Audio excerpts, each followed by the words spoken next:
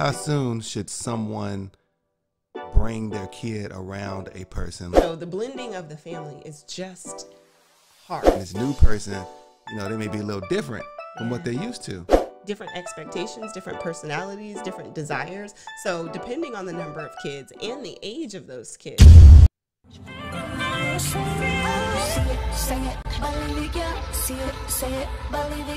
Thank you for tuning in. We are Tristan and Michael, and you are listening to Fuse, transparent conversations from marriage, family, and relationships. We invite you to join us as we discuss perspectives that are thought about but not talked about. So tell your friends and family to check us out and connect with us on social media. Join the conversation by emailing us at info@fusedmarriages.com. All right, Michael, what are we hopping into today? Well, let's always thank the people for the ones that are joining us, the ones that are maybe newly subscribed to our show. We got some exciting stuff playing, right? Yeah. So like, comment, share. Definitely hit that subscribe button if you haven't hit it already. Yeah. So, but today we're going to talk about blended families, right? Ooh-wee. Yeah. Yeah. So we're one, right? We're a blended family. Right. Right. In this case, we don't know. I think really everybody's a blended family in some respect. To some degree. But there are some unique things about blended families, in particular when you say, you're bringing some outside kids to the relationship. I'm saying outside is like, no, they're not like outside. Right. But outside of that union. There you go. Yeah. Outside of the union into the relationship. Right. Okay. So we got some topics we want to talk about to kind of figure out, okay, you know what? We deal with some different things than maybe what a normal family would necessarily have to deal with. Normal. Like nuclear, like a typical or standard Definitely American put those family. on quotes. But it's also really interesting that statistically, blended families are becoming the norm. I know a lot of people might not like that. That's not the goal. Right. But that is something that's happening in society and in marriage and with youth. So we have to acknowledge it. Yeah, I think you say something about that. I mean, a lot of times that gets overlooked, right? You say it's becoming the norm. Unfortunately, right, there are some people that either, get divorced, relationship doesn't work out, or have kids that necessarily weren't married but still get married to someone else that wasn't the natural parent. Mm-hmm. And we have to actually help them, right? Try to be better, understand what the dynamics are. So if you're a blended family, make sure that you also you share this. We'd love to hear from you because we're a blended family. So we understand some of the unique dynamics that you are experiencing. Absolutely. So hit that first topic up. What is it? All right. So the first thing that we're going to be discussing today is, does age matter? So we're really focusing on the kids here. So we're focusing on your children biologically or in the co-parenting situation. So does the age of that child, does it matter if they're a toddler or a preteen or a young adult in different aspects, like when you're coming together or in the rearing of it and all of that? What do you think? Yeah, so let's work our way up, right? We'll start with the babies, right? So let's say someone gets married and they have a baby, we call them babies, say 3 years and younger. Okay. And they get married. I think that's probably the easiest of the actual age groups to deal with, because as a baby, that kid doesn't know any different. Yeah. Right? And it's not really a big established relationship between the parent and the kid, whatever. Mm-hmm. So I'm saying the parent that's not in the relationship. The non-biological parent. Mm-hmm. Yeah, so they had that time to kind of basically say, you know what, okay, I can take this kid and really, and raise it as almost my own, even though that kid is not biologically mine. Mm-hmm.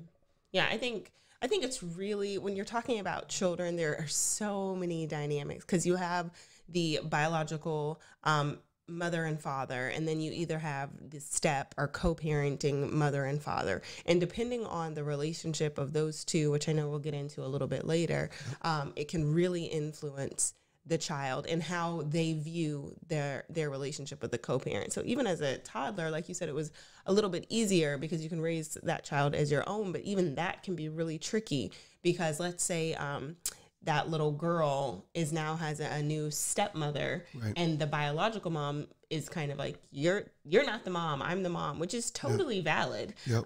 But that it can inhibit the growth of that relationship, right, because that mom, or dad, depending on the scenario, can be challenged with how to respond and how much do I give to this, 3-year-old, how much can I do? I want to take them to Disney World, or I wanted to go get their hair done, or I wanted to give him a haircut while he was at the house, or whatever. It can really become sticky. And so, as we kind of work up, I think even toddlers, is a challenge because, you know, younger children get attached really quickly. So toddlers classify that. So we're talking about the same 3 thing. and younger. Yeah. So the baby was 3 and younger. So toddler is what, 3? Oh, sorry. Well, 3 to you let me know. 6. Yeah. I don't know. I think all children, let's say 6 and under, are going to get attached really quickly. Okay.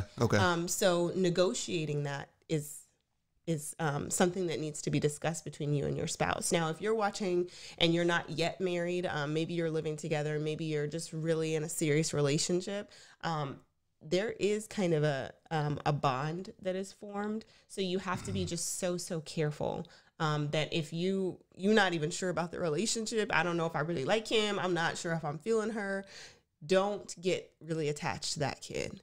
That really becomes, and I'm not saying don't interact and all of that. This is just what I believe. And you might have a different thought about it. But when that child gets attached, and let's say you as the biological parent, okay, that relationship doesn't work out. And then you get into another one and they get attached to the kid, they're interacting, y'all are hanging out, and that one doesn't work out. There's a stability issue that's created for that child because they no longer know who's going to be here. They know, okay. And then that's when you start hearing kids, well, I always got my mom or I always got my dad, because they don't know who else is going to be consistently involved in their life. So my thoughts are not that you don't engage, not that you don't enjoy, but make sure that the relationship between you and that other person is solid enough to invest in a significant way in that child's life. And I'm going to say this and then throw it back to you.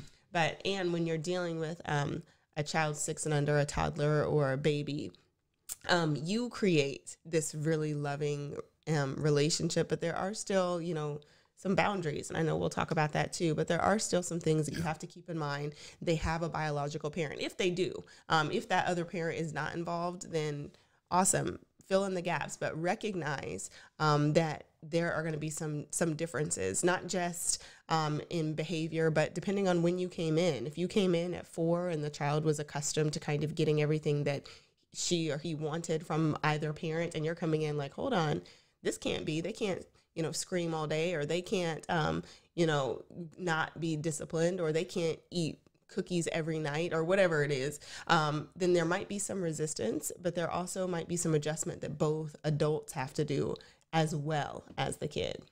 Yeah. I mean, I think you brought up an interesting topic. I'm a detour before we go into the preteen and the teenagers, is that the attachment piece. Yeah. Like, so how soon, and this is a question for you, Ooh, okay. how soon should someone bring their kid around a person? Like, you know what I mean? So say you're dating, like what's that time frame look like? That's a very good question. I think that the challenge is that you want to make sure that that person is stable before you bring them into the kid. You want to make sure, you know, that you've kind of vetted them out. You don't want to bring somebody in that you think is cute and they like to cook, so they're going to come to your house and, you know, cook you dinner while your kid is there. Like, you want to make sure, like, before they know where you live, okay, are we in a safe mental space? Are they reliable? And, you know, you get to kind of know them a little bit away from your kid. This is, again, I would love to hear from you. This is Tristan's perspective, okay? And then you start to say, okay, maybe in very limited interaction, or maybe in group. Maybe we do like a Christmas party and they're invited, and you introduce, oh, you know, your kid is there. Oh, this is such and such, you know, like, this is my friend such and such. See how that interaction goes. And then you work your way from the way that I think you work your way from the large group to the small group, so that the kid has an opportunity to see them. Like, oh, okay, that's my mom's friend, or that's my dad's friend, versus like, hey, this is my new dude, he's going to be at the house. You know, I don't know that adjustment is as helpful, but to get to your question, I think that varies a lot depending on your age, depending on your child's age. We're talking about attachment. We first started talking about it through toddlers, but as you are, maybe when your kids are 30, it doesn't mean that they're going to be any less emotional, but it also means that, okay, they should be able to process a little bit faster. They should be able to kind of think through some of these things. So I think it's a really tricky question because it varies so drastically. But what I would say is make sure that you are very clear on who this person is and that they should be and could be involved in your child's life before you bring them around. Don't just bring somebody around because you think you like hanging out with them. I definitely agree with what you're saying, because they can be tricky, right, with bringing people around when you're not necessarily sure if they're going to stay there. Mm-hmm. I think the difficulty with some single parents is that they're single parents, so they're like forced to say, okay, they don't have that support structure necessarily, say, okay, I'm gonna shield my kid when I'm with this new person I'm trying to discover and understand and build a friendship with. So now, I become Uncle Mike. Mm-hmm. Oh, who is that? That's just Uncle Mike. Okay. You know what I mean? So now, little Sally got knows about 8 uncles, but they all gone. Right. You know what I mean? So that's funny, but it's like, that's actually probably how it happens a lot of times, where people have to kind of say, okay, you know what? I'm not sure they're going to be there or not. So, who is it? Oh, this your new uncle or whatever. I've seen, females too. I'm not sure what, guys do in that particular case, but but the aspect of trying to figure out to say, how do I still have a dating life? Yeah. And I have a kid that's I got responsibilities for. Right. So I think I think single people are in a very difficult situation. Yeah, single parents. Single parents, right? Mm-hmm. I'm sorry. Single parents are in a very difficult situation. They try to figure out how to navigate, right? I want to date, at least understand or discover new opportunities, because I want to be with someone that loves me and cares about me. Right. But I got to shield my kid to a certain degree until I'm sure that they're going to be there. Yeah, I think that's definitely a real challenge. But I think that's one of those really tricky, challenging things that you just have to figure out. If it's maybe you have lunch dates, okay, we go out on a lunch date because I can't do a dinner date, or if you have the every other weekend situation, okay, we go out on dates every other weekend where my child is away. But I also think that it's really important that you do see the interaction between that person and your child at some point. It doesn't mean it has to be that first month or even first year, but you want to make sure that person, how are they responding?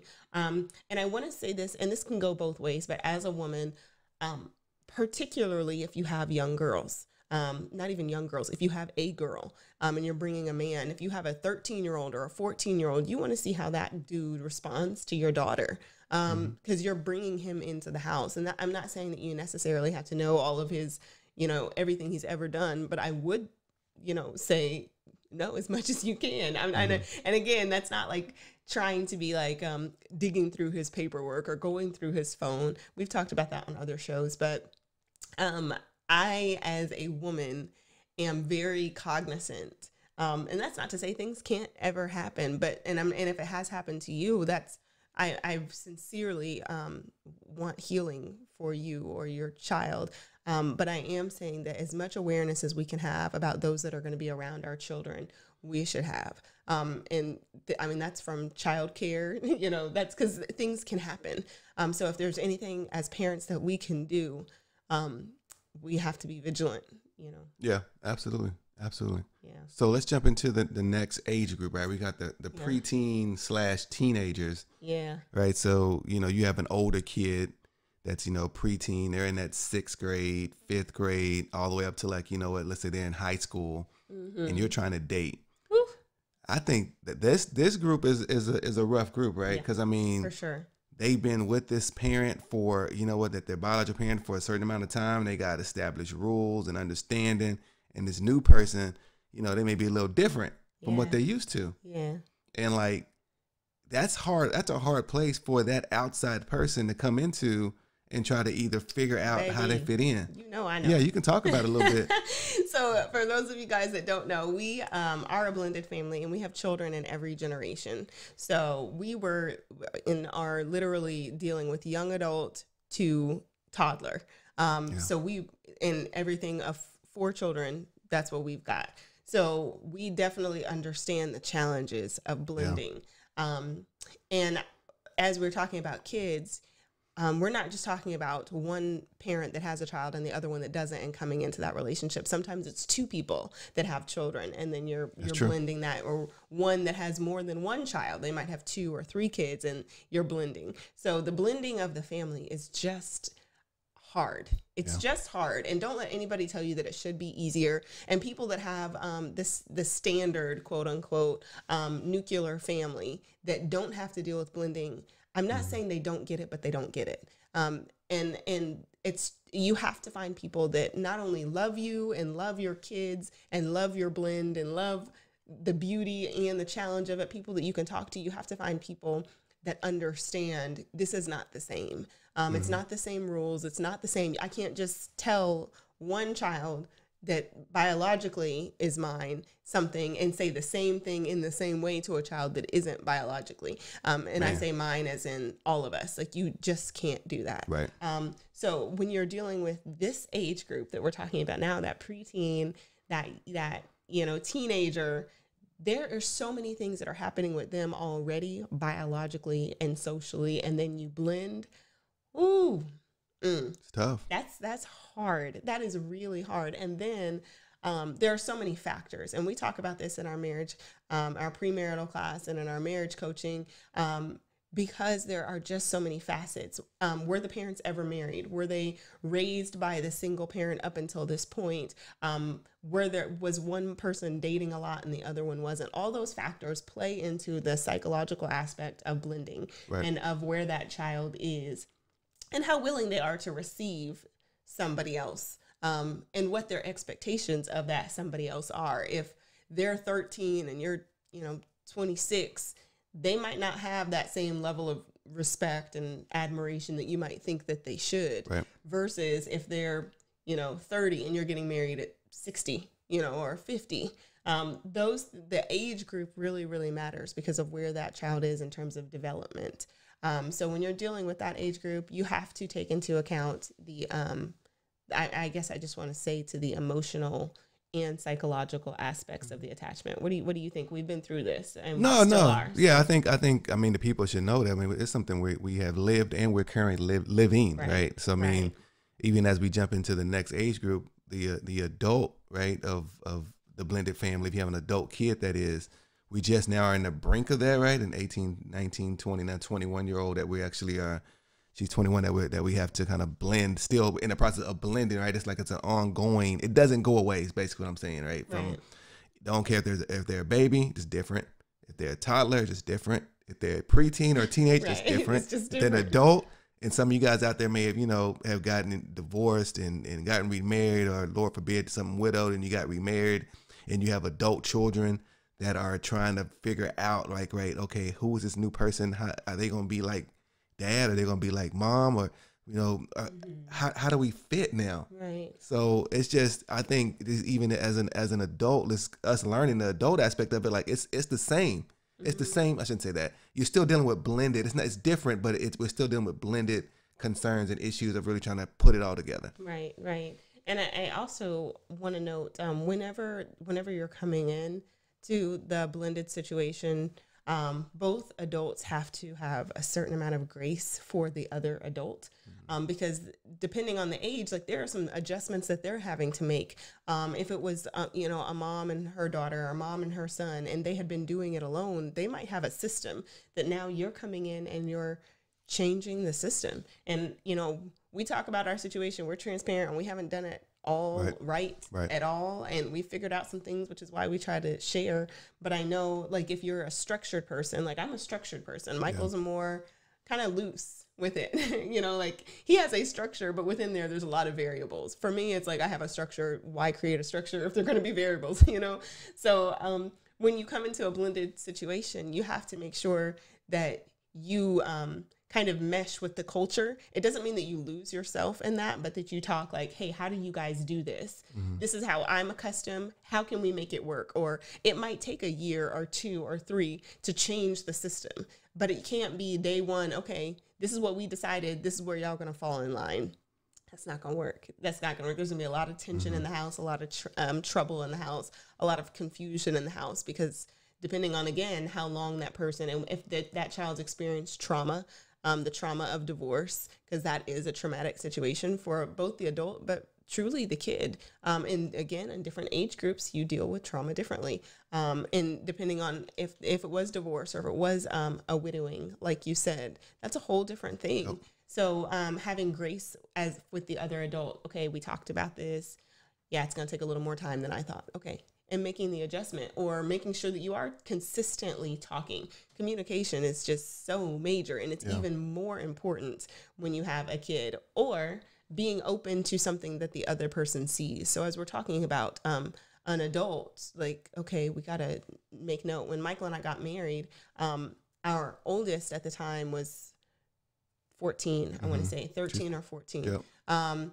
And when there were some things that it was a girl, or she is a girl, and there were some things that he did not notice as a dad that I noticed as a woman. So he had to kind of trust some of the things, like, hey, you might want to, talk to her about this. Or I saw this. I don't know if you're aware from a female perspective or from a woman's perspective. This is something that, might need to be taught. And gently handling the situation, and because it's going to be some things that he doesn't notice. There's going to be some things like he'll come from basketball and sit on the couch. This is a real true story.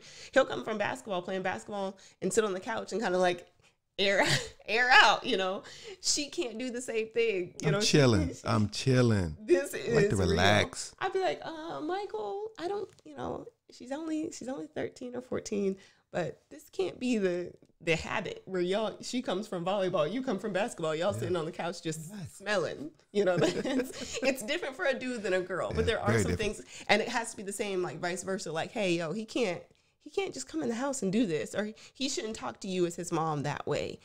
Or he needs to get up and mow the lawn or take out the trash or whatever it is. You have to be willing to receive, because sometimes you can be defensive. Like, hey, I've raised them this far. Who are you coming in here? Like, I like you, but so just making sure that you're able to listen and able to have grace both ways. Yeah, I think we kind of shifted a little bit from the different age groups. Bad. No, you good. Okay. Hey, I can get in the pocket. You flow with it. I can get in the pocket. That's what they say. You got to get in the pocket. You got to know where you at. Mm-hmm. Okay, it's cool. But no, I guess kind of shifted a little bit. And you already touched on some of them already about how long does it take to jail, right? Because I think people often say, okay, you know what? I met this great person. They're great for me. We hang out. We cool. They even love me to death. But the kids part is like, it's friction. They're like, man, hold on. How I'm going to have this great person, but my kids aren't necessarily like vibing very well with this person. Yeah. Like, there's some time that it takes for that, that to happen, and I guess to mature the relationship that is between the kids and the other parent. Of really establishing something really solid. Yeah. And one of the things I talk about in premarital blended is how the children respond to you when you're the girlfriend or the boyfriend may or may not be how they respond to you when you're the wife. The expectations are a little bit different. Even if you guys, and we do not criticize or condemn anybody, even if you already live together, something happens when you say I do, and it becomes like, oh, they're going to be here forever in the same capacity as this person. Now that's his wife, now she's signing paperwork. Now they're doing things as husband and wife. Something about that is just different than like, that's my dad's girlfriend or that's my mom's boyfriend. So that gelling thing, it's constant, just like the child changing is constant. Like, there are so many situations in which the gelling is prevalent. Like, if you're talking about, who's the emergency contact on the forms? Right. What's going on with the school program? Who is, who's coming to the games and cheering? All of that matters. And then you look down the line, who's walking the kid down the aisle? Who's going to be in the wedding? Do they have a seat at the family reunion? These are conversations that specifically blended families have to talk about, because they are so dynamically different than a standard nuclear family. And it doesn't mean that you can't have a successful blended family. It just means that you have to be aware of some of the conversations that are necessary. So when you're talking about the gelling of the blended family, it's something, man. Yeah, I think I can put a number on it in my mind, at least from what we've experienced. It takes more than 2 years. Oh, for sure. It takes more than 2 years to really to get, like, how we call it, just in the groove of things, right? It's like, you think it would be instant. I don't care if the two people are like love each other, we love each other, but like it just took us some time to kind of say, you know, as a family, like it's still like we're still like maneuvering it, right? So like, okay, new dynamics come up, right? Whether it's activities coming up or whatever, in schools and adults or whatever, it's kind of you're always constantly evolving with a blended family, and it's like I think it takes at least 2 years. I think the frustration comes in like, okay, oh man, we're like a year in, and like man, it seems like we still kind of like trying to figure it out. Okay, now we're 18 months in. So, and that changes with the number of kids too. So if you have more than one, if you like, hold on, you said number of kids. What if you like Kiki White? See, you don't have to call people's name out. Well, how many kids she got though? I think like maybe 9, 10, 11. I just seen something on Facebook. I know it's a lot. I can't even remember the number. I don't want to say it because I'd be somebody be like, okay, no, she got more than that. I don't know. I know it's a lot. Yeah. I don't want to be that baby other parent. I can't, you know, I don't. Other parent. Yeah, I can't. That's gonna be because because all the kids, you have to recognize that your children have personalities, that they have they're becoming something. They're in the process of discovering and learning, and then you're introducing dramatically new elements into their process of discovering and learning. So now they're trying to figure out not only who they are individually, but where they fit in this thing. Like, okay, my dad was my protector, or like this is every Saturday we woke up and we did this, and now you're here and he's doing something different. So there can be some resentment, there can be some frustration, there can be some confusion in where do I fit in this now. And then when you have multiple kids, you're dealing with the personality, because as you know, as a parent, your children have different expectations, different personalities, different desires. So depending on the number of kids and the age of those kids, you have you know, some push pull, it's like this thing. So you said 2 years, and I'm like, it takes more than that, because every time that they kind of graduate to a new level of maturity, it's like you're dealing with a new kid. Like, okay, when she was 6, you know, she was this, and now she's, you know, 10, or now she's 15, and there's something different, and I don't know exactly how I fit. And especially if your child is going from house to house, so how they relate with their biological parent, and then how they're relating to their co-parent. Okay, well, my mom, she makes omelets like this, and you make omelets like this. I like my mom's better. Whereas in a nuclear family, you don't really, this is how they're made. You know, you eat this or you don't eat this. This is what it is. So then there's this constant go back and comparison. Well, I'm going on vacation here with my mom, and now over here, I don't have as much fun, or I don't get to do this, or I used to do that. And that's not to say really either household is doing anything intentionally to say, to sabotage the other house. It's just how that kid is growing up and how they are understanding both households. I've heard like some people try to make like the mom, this kind of biological mom, this manipulative or hateful person. And sometimes that's the case. And sometimes it's not. Sometimes it's, I really love my kid. I really miss my kid when they're gone. I want to spend as much time soaking them up as possible, just like the other. I cannot stand, I have an upcoming blog that's coming up, but I can't stand that idea of like the deadbeat dad. Statistically, it's just not true. There are so many, certainly there are fathers out there that are absent. We need more, particularly Black minority fathers. We need you. We have a whole we have a whole episode called The Importance of Fathers from Fuse. So go check that out if you haven't seen it. You are needed. You're needed in your son's lives. You need it in your daughter's lives. You're needed. But those that are there, I hate that kind of like, oh, well, you know, he's just this or he's just that. He's a dad and he's a person and he's figuring it out. Just like the mom, you're trying to consistently gel, mesh, learn your children. So with this gelling thing, man, I think it can take a long time. I mean, you can still be trying to figure out how to maneuver your adult kid. You know, just trying to figure out, how do I gel with a 21-year-old or a 22-year-old or a 23-year-old? And how do I gel with a 7-year-old, a 5-year-old, you know, a 3-year-old? And how do I make adjustments to accommodate this new dynamic? Yeah, I think, I mean, you're right on point. I guess what I'm thinking as well. I think the adults can take longer sometimes than what the kids can take. Talk about that. What do you mean? Yeah, I guess from the time aspect of it's like, okay, you know what? Adults kind of like, they know when they're being nasty. Or they know when they're kind of like, I don't really like her, don't, you know, want her, I don't like him or whatever. So it takes like a little more like patience and love to really kind of pull them into the fold. Sometimes you can't win them over, right? Is your love strong enough to go beyond that? Wow. And then the person that's the biological parent, like how do they like navigate that, right? Where my kids can't stand my new wife. And they adult kids, they 20, 30, 40 years old. They don't want to come around. They don't want to come around. Ain't no more Thanksgiving dinner. It's like, man, but I think that's where as a parent, you got to like figure out, okay, you know what? I'm the biological parent. Can I sit my kid down and talk them through? Like, man, this person's a great person. Unless you see something I don't see. And then we can talk about that, and hopefully we can talk about that. Say it, believe it, yeah. See it, say it, believe it, yeah. See it, say it, believe it, yeah. See it, say it, believe it, yeah. See it, say it, believe it, yeah. See it, say it, believe it, yeah. See it, say it, believe it, yeah. You're listening to Fused with Tristan and Mike.